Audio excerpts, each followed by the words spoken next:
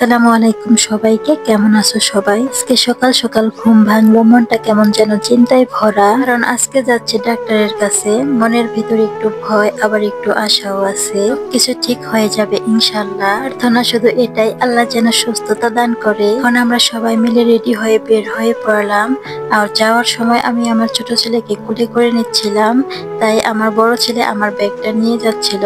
আমি তাকে বারবার বলতেছিলাম, বাবা তুমি নিতে পারবা না, দাও আমার কাছে। কিন্তু সে তো কোনোভাবেই আমার কাছে ব্যাগটা দিচ্ছিল না। তার নানুও তার কাছ থেকে বারবার ব্যাগটা চাচ্ছিল। বড় বাবাটার যতটাই কষ্ট হোক, সে কিন্তু আজকে আমার ব্যাগটা নিয়েই ছাড়বে।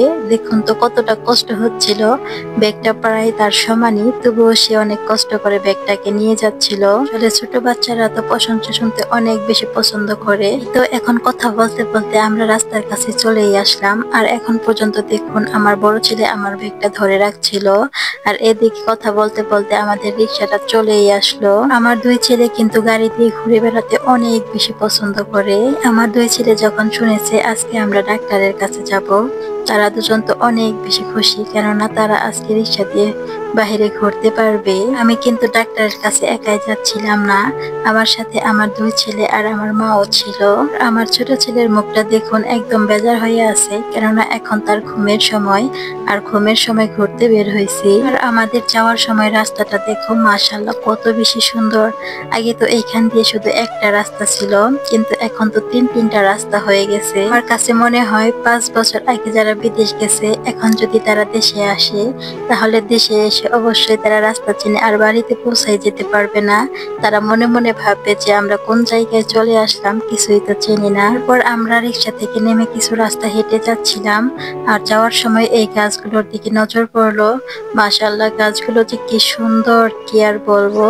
অবশেষে আমরা পৌঁছে গেলাম ডাক্তারের কাছে। আমরা সবাই এখন সিঁড়ি বেয়ে বেয়ে 2য় তলায় উঠে যাচ্ছিলাম। আমি মূলত দাঁতের ডাক্তারের কাছে এসেছিলাম। 5 বছর আগে আমি একটা দাঁত ঠিক করেছিলাম, এখন আবার ওই দাঁতটায় সমস্যায় দেখা দিয়েছে। দাঁত যেহেতু আছে, দাঁতের সমস্যা তো থাকবেই, তাই না? এখন আমাদের দাঁতের ডাক্তার দেখানো শেষ হয়ে গেছে, তাই আমরা বাড়ির দিকে চলে যাচ্ছিলাম।